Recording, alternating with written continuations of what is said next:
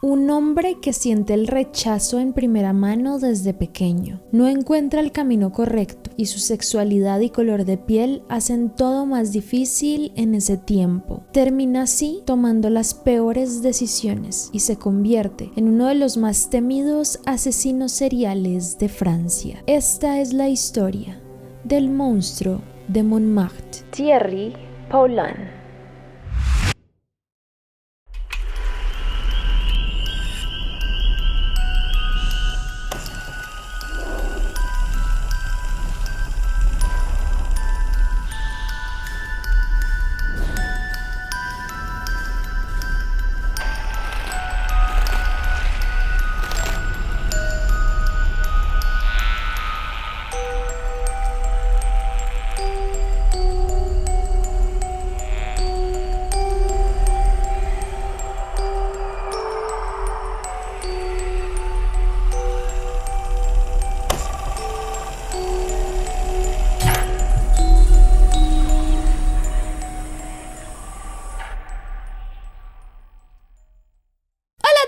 Y bienvenidísimos a un nuevo video. El día de hoy con un nuevo caso misterioso. Hace mucho no hacemos casos como de por allá de ese lado del mundo, de Europa. Este está bastante interesante, además porque para mí es uno de mis lugares favoritos del mundo, en Montmartre, no sé cómo se dice. Primero me disculpo, no sé francés, voy a hacer lo mejor que pueda. Pero siento que es uno de los lugares más hermosos de París y pues tiene una historia muy turbia atrás que no conocía, así que si les gusta ese lugar, se los voy a dañar.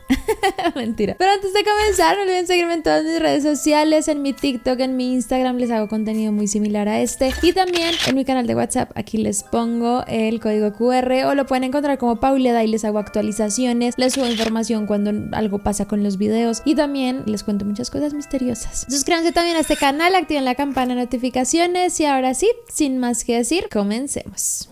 Thierry Paulhan nace el 28 de noviembre de 1963 en Fort-de-France, Francia. La verdad, desde su comienzo, él ya comienza a vivir el rechazo de primera mano. Muy tristemente, su papá decide abandonarlos porque para él en esa época eran todavía muy jóvenes, no sabía asumir las responsabilidades, así que lo abandona él junto a su mamá. Y es ahí donde también su mamá no puede sostener una relación materna muy correcta y también termina dejándolo al cuidado de su propia mamá, es decir, de la abuela de Thierry. Para ese momento dicen que ella era una dueña de un restaurante y que el trabajo que le exigía estar en este lugar hacía que no pudiera tener el cuidado debido de Thierry. Sin embargo, se dice que su abuela era muy dura con él, se rumorea que lo golpeaba, que lo trataba muy mal, y de ahí pues también tienen una relación que no se construye por ningún lado y cada quien está pues valiéndose por sí mismo, él siendo tan pequeño. Con esas peleas y esa situación a sus 10 años, él pues siente que no quiere vivir más con esta mujer y es ahí donde le pide a su mamá por favor volver a vivir con ella, a lo que pues su mamá accede, pero para ese momento ella ya tenía una nueva pareja, tenía más hijos y para él fue muy difícil la adaptación con estos hermanastros, era algo que no lograba conciliar, no era muy fácil para él llevarlos en la buena, era como el traído, el recogido, el hermanastro. Y dicen que a partir de ahí él comienza a tornarse en un niño muy violento, en un chico que no sabe gestionar para nada sus emociones, que le cuesta expresar lo que siente, todo esto obviamente porque desde muy pequeño lo abandonan y no siente esa afinidad por otros como sería lo usual. Todos estos problemas que le acarreaba la crianza de él, de verdad le trajo muchos problemas en la familia y la mamá decidió no criarlo más, dijo no puedo más con esto, están habiendo muchísimas peleas, quiero priorizar a mis otros hijos y a mi pareja, así que llamó al papá de Thierry y le dijo que por favor lo cuidara. Él accedió solo con una condición de no tener que pagarle más pensión alimentaria a ella. Y es así como Thierry ya se va a vivir al área metropolitana de Francia, donde de una forma u otra hay más retos porque es una persona negra entre muchos compañeros blancos en su colegio, lo que le implicó muchos problemas. Ustedes saben que para esa época el racismo estaba mucho más vivo que ahora y claramente lo molestaban muchísimo, tenía muy poquitos amigos y no rendía en lo absoluto en la escuela, le iba muy mal, sus calificaciones eran las peores, no lograba entender lo que le decían y él comenzó a verse sin futuro, así como sus papás le decían varias veces como no estuvimos listos para tenerte, fuiste como un accidente, pues él sentía eso toda su vida, como no soy bueno para nada, siento que no me va bien en nada, no tengo buenos amigos, así que tomó una decisión a los 17 años de irse a prestar el servicio militar. Y es ahí donde pues toma un camino diferente, pero él también comienza a descubrir partes de su sexualidad. Ahí él descubre que es homosexual, seguramente tiene algunos encuentros con personas dentro de pues, su servicio y cuando sale es donde todo cambia, no se sabe si lo que vivió en el militar, más los traumas de su infancia, comienzan a llevarlo en realidad a una vida de crimen. Dicen que para 1982, un 14 de noviembre, él roba a una anciana que vivía cerca donde él estaba. Dicen que la amenazó con un cuchillo y le robó pues todas sus pertenencias y el dinero y las cosas que había comprado. Para su infortunio y también como su poca lógica, él ya había ido varias veces a ese supermercado, el tendero lo conocía, así que él mismo lo denunció y en ese momento fue condenado a 2 años de prisión por el robo de la mujer.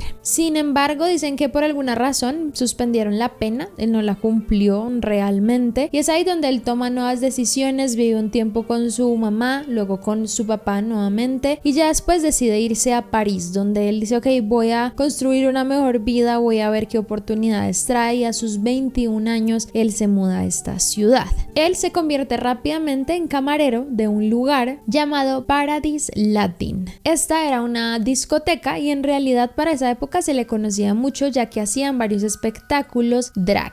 Ustedes saben que no era tan usual como hoy que se hablara de eso, así que era pues bastante solicitado el lugar y ahí él también comienza a ver nuevos panoramas. Él le gusta mucho este mundo, el artístico, las presentaciones, el maquillaje y él entra al mundo drag, convirtiéndose en uno de los artistas del restaurante, comienza a cantar, a hacer sus presentaciones y la verdad es uno de los más queridos. A la gente le encanta lo que él hace especialmente porque hacía imitaciones de una mujer que era jazzista llamada Eartha Kitt. En algunas ocasiones él invitó a su mamá a ver sus shows, a lo que ella intentó ir pero se negó ya después de ver de qué se trataba, era algo en lo que estaba en contra y vuelve a vivir ese rechazo por parte de ella nuevamente. Pero a él realmente no le importaba, era algo que le encantaba, comenzaba a conocer personas nuevas y comenzaba a ser amigos mucho más leales a los que pues tenía antes y también conocía pues personas de su raza que para ese momento tal vez se sentían también rechazados y lograban congeniar en muchas cosas. Y es ahí donde conoce a otro hombre llamado Gian Terry, literalmente tenía su mismo nombre, Mathurin, ese era su apellido, o Mathurin, creo que le dicen Mathurin en francés. Él nace el 27 de diciembre de 1965 en la Guyana francesa. Él tenía una vida muy similar a él, también venía de una familia humilde, sus papás se habían separado cuando él estaba muy joven y su mamá trabajaba como empleada doméstica, su papá sí era un hombre bastante violento que de alguna forma él se dice que lo vivió con su abuela y la verdad desde muy pequeño también le costó estudiar, entender, él era completamente analfabeto a diferencia de pronto de Thierry que estudió algo más y tiempo después se muda a Europa con su hermana donde empieza una nueva vida, también se va a vivir con ella y con su cuñado, pero su cuñado también comienza a maltratarlo, a agredirlo física y verbalmente por su tono de piel y es ahí donde tristemente Gian Thierry cae en una drogadicción. Esto desde muy adolescente, de vivir condiciones muy difíciles, él incluso era más joven que Thierry y es ahí donde se empieza a quedar en hoteles de mala muerte, en refugios, en lugares pues que le acolitan ese vicio, por así decirlo, pero donde termina también trabajando eventualmente en este lugar de drag, se conoce con Thierry y ellos comienzan una relación, más que amigos obviamente, comienzan una relación romántica y laboral,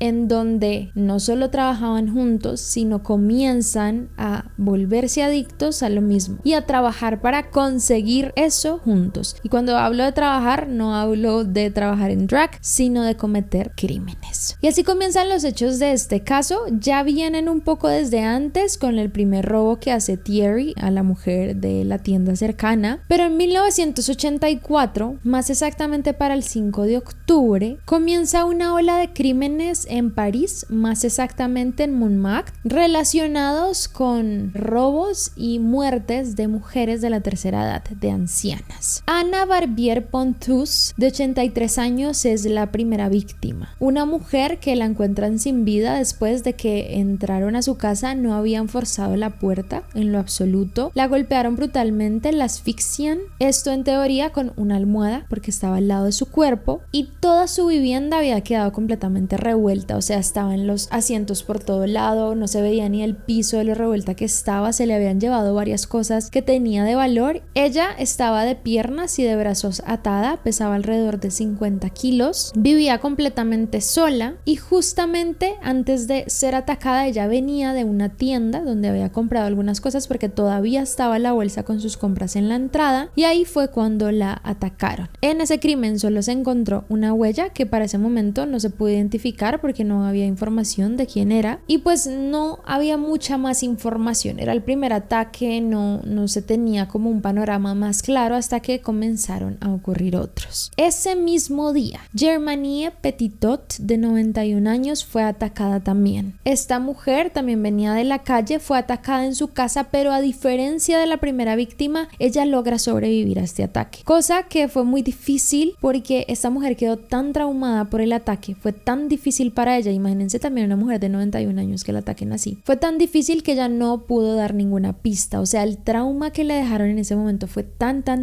fuerte que nunca dio ninguna pista a la policía. Y pasan así 4 días. El 9 de octubre, Suzanne Foucault, acuérdense que no sé francés, de 89 años, es encontrada también atada de manos y pies en su casa. Tenía en esta ocasión una bolsa en su cabeza, pero con ella había una particularidad, y es que la encontraron porque su edificio estaba en llamas, o sea, nadie sabía que la habían atacado, su edificio estaba en llamas. Y es que parece ser que después de que la mataron, los atacantes obviamente le robaron sus pertenencias, pero aparte de eso decidieron incendiar el edificio. O sea, no se sabe si fue en un afán de no dejar pistas o algo similar, pero con ella incendiaron todo el edificio y ahí fue donde la encontraron en ese estado, y pues sabían que ya se estaba tratando de alguien específico porque todos los crímenes comenzaban a tener un patrón en especial. El 5 de noviembre, casi un mes después de este ataque, Ana Shkaresko, o le dicen a Oana o algo así, tiene como 2 formas de decir su nombre, de 71 años, también fue encontrada estrangulada con la mandíbula rota, y se habían dado cuenta que ella había sido torturada antes de morir. Esto de pronto para sacar la información de dónde estaba guardando su dinero. Le robaron varios bonos que tenía y alrededor de 10,000 francos para esa época, siendo después golpeada hasta morir y amarrada con cables de electricidad.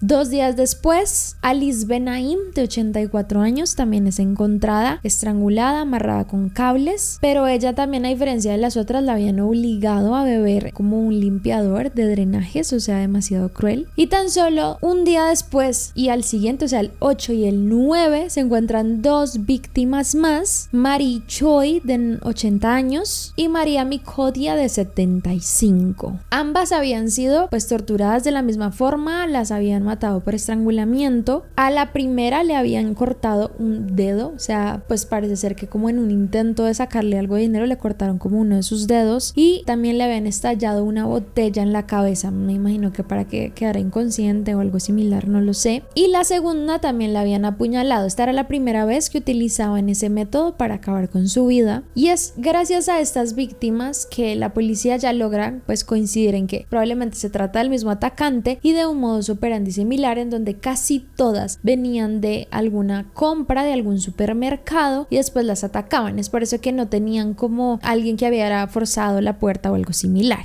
Para ese momento hay 8 víctimas fatales, una que logra sobrevivir, y la verdad la policía estaba muy preocupada porque la frecuencia de las muertes era demasiada, o sea, no estaban acostumbrados a que casi a diario estuviese muriendo una persona, y lo peor aún es que no tuviesen pistas de quién podría ser. Para ese momento y por la preocupación, la policía decide poner como un escuadrón de vigilancia en esa zona 24/7 para ver si encuentran a alguien que pueda parecer implicado, alguien también que pudiese dar información, e incluso dicen que arrestan a más o menos 100 personas por esos días, personas que eran sospechosas, que tenían alguna relación o podrían tener alguna relación con el caso, pero ninguna sale culpable. Curiosamente, los ataques de sea quien fuese que lo estuviera haciendo cesan por completo en ese momento. Cuando ellos mandan al escuadrón de policía a estar revisando las calles, los ataques cesan. Y no un día, 2, 3 semanas, sino un año completo. Incluso la policía dijo, bueno, se murió o lo capturamos o algo pasó que no tenemos idea, pero bueno, se ha resuelto esto. Sin embargo, llega una segunda ola de ataques. Un año después, como les digo, para el 20 de diciembre de 1985 comienzan nuevamente. De la misma forma, mujeres que van a comprar, llegan a su casa, las atacan, las estrangulan y les quitan su dinero. Que igual era bastante curioso porque no eran mujeres adineradas en lo absoluto, o sea, eran mujeres muy normales, incluso tendiendo más a la clase baja, que les costaba mucho salir adelante y la policía no entendía lo que les robaban, o sea, algunas joyas, algo de dinero, pero no eran millonadas, o sea, no tenía sentido para ellos. Pero bueno, dentro de las siguientes víctimas estaba Estela Donju, de 91 años, André Ladam, de 77, Yvonne Couron, de 88, Marjane Jurblum, de 81, François Verdon, de 83, Yvonne Scheible, de 77, Virginie Labret,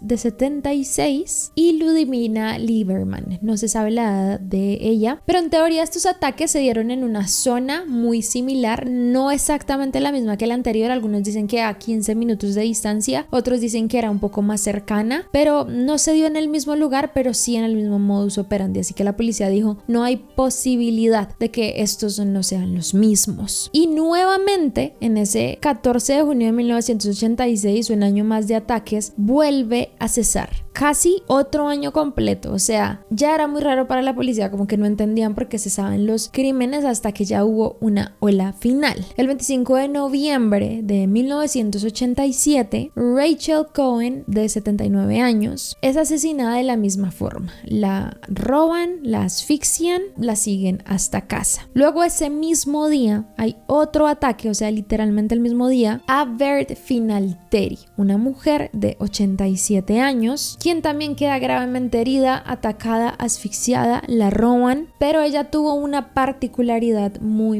importante. Cuando a ella la atacaron, ella gritó muchísimo, o sea, eran unos gritos impresionantes, alaridos, todo el mundo quedó atónito, trataban de ver por dónde era, y a ella alcanzan a llegar a rescatarla. Para el momento en el que la encuentran en ese estado, ya su atacante no está, y es ahí donde la lleva la policía para investigar y, bueno, obviamente para que se mejore al hospital, pero la interrogan tiempo después. En ese lapso en que ella se recupera, el 27 de noviembre, hay una nueva víctima de 73 años llamada Genevieve Germont, otra mujer que tristemente también es estrangulada en su casa y bueno, con el mismo modus operandi. Pero acá es donde la fiesta de estos criminales se les acaba para siempre, ya que a diferencia de la primera víctima que sobrevivió, Bert es la segunda que sobrevive, pero ella sí habla, ella testifica y dice a detalle perfecto la descripción de su atacante. Dice que era un hombre de piel negra con un arete en su oreja, algo que por cierto era muy inusual en esa época, es que piensen que eran los 80, o sea, esto todavía no se utilizaba casi, y dio varias características que fueron muy importantes para la policía y muy únicas en ese momento. Es así donde la policía lo identifica en una de esas redadas y ahí fue donde descubrieron que se trataba de Thierry. Descubren así que él tenía un modus operandi muy particular, mujeres entre 64 y 94 años que estuvieran en la calle haciendo sus compras, lo que indicaba que después de que compraban se iban a su casa donde sería fácil atacarlas, y él dijo que lo que buscaba era muy sencillo, eran mujeres con las que hablaba antes de atacarlas y si eran amables con él no las atacaba, si eran rudas con él sí las atacaba, además de que veía si eran fáciles de atacar o no, y es ahí donde al entrar a sus casas entraba por detrás, les tapaba la boca, las callaba, las comenzaba a golpear para que no hablaran y después las estrangulaba, fuera con bolsas, fuera con almohadas o lo que se necesitara. También les fracturaba partes de su cuerpo para que no se pudieran mover o les daba líquidos corrosivos para que murieran también rápidamente. Su motivación, simplemente robarles. Les quería quitar sus joyas, sus bonos, su dinero en efectivo, lo que tuvieran, y lo podía hacer con mucha facilidad, pues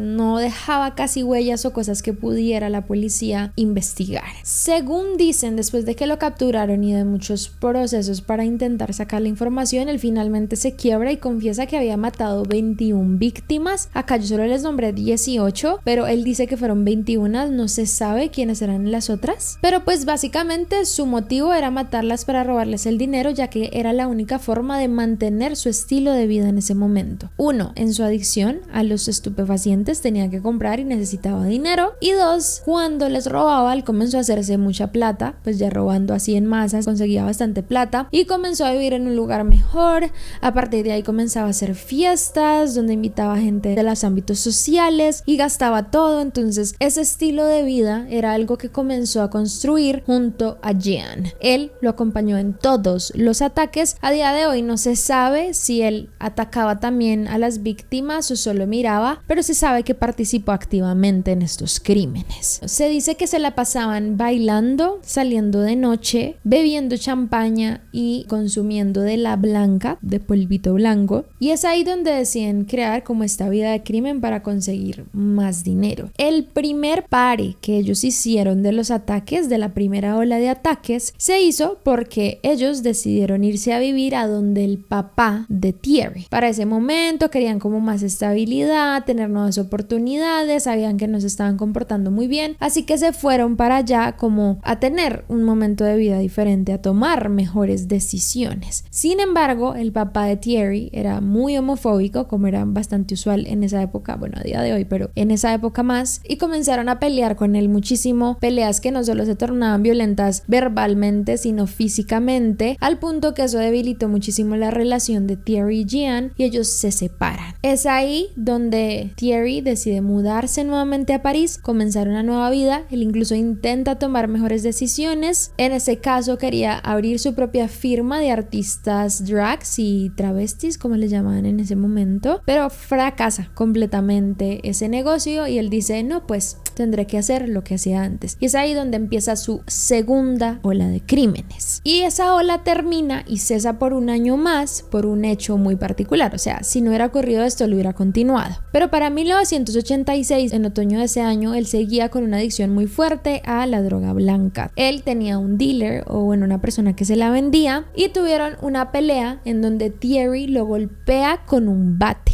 Es ahí donde el dealer va y lo denuncia y Thierry es apresado y condenado a 16 años de prisión por agresión. Después de salir de la cárcel, en ese momento, ahí es donde comienza con la otra ola de asesinatos. Pero en ese momento es donde empieza su siguiente ola de asesinatos y lo habían apresado. Él se entera por unos exámenes médicos que tiene VIH, una enfermedad que le limita su espacio de vida, a lo que él decide como, ok, ya casi voy a morirme, entonces lo mejor será cometer crímenes lo más rápido posible.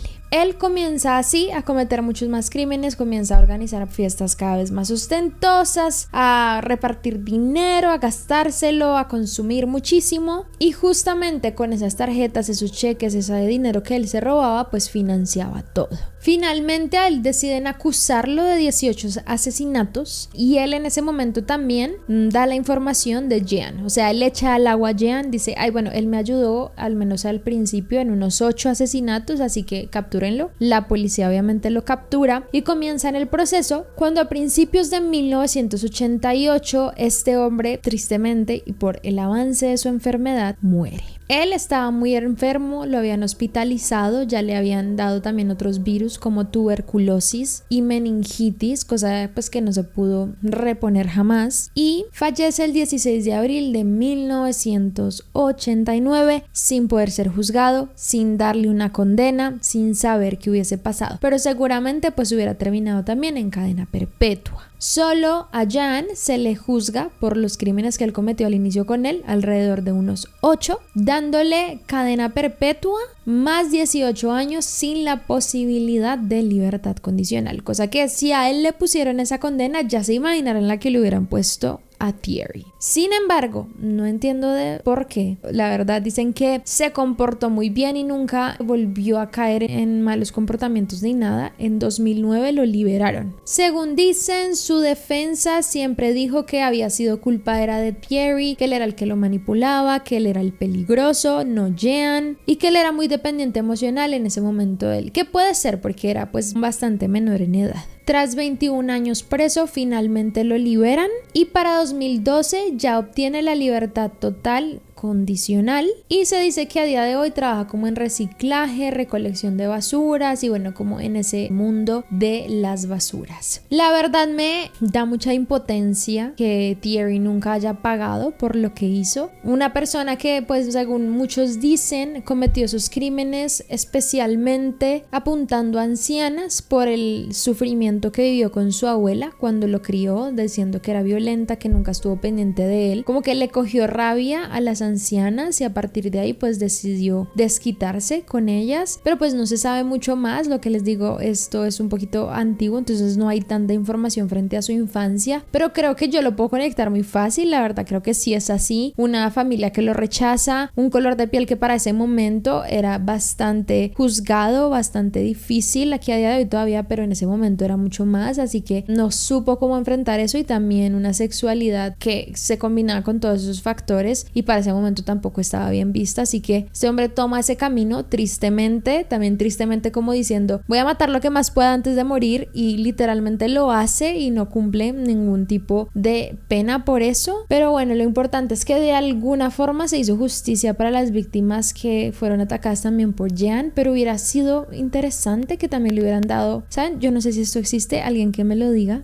que existan penas post-muerte, deberían existir, ¿saben? Como se murió, pero esta persona hubiera tenido X años de prisión, ¿saben? Eso se me haría que sería increíble, pero yo no sé si existe, si hay algún abogado nos puede decir, por favor. Pero bueno chicos, hasta aquí este caso. Si les interesa, no olviden dejar me gusta, les deditos arriba, coméntenme qué sienten, qué piensan, si de pronto me faltó algo. No olviden seguirme en todas mis redes sociales, saben que tengo 1000 millones de redes y lo más importante es suscribirse a este canal y activar la campana de notificaciones para que les avise cuando subo video. Y ya, esto es todo, muchas gracias por verme, no olviden seguir sus sueños y nos vemos en el próximo.